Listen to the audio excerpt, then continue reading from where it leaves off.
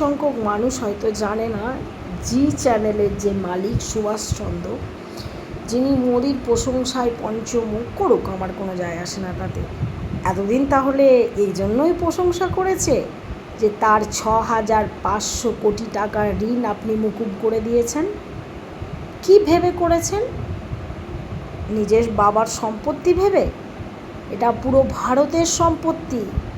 একটা মানুষের 6,500 কোটি টাকার ঋণ মুকুব করা কি চারটিখানি কথা?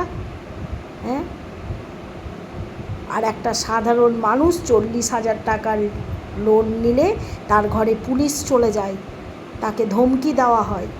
তাহলে নিয়মটা শুধুমাত্র কি গরিবের জন্য?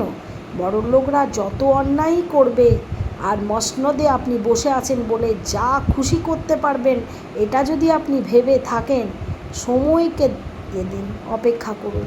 ঈশ্বর আছে, বিচার আপনারও হবে।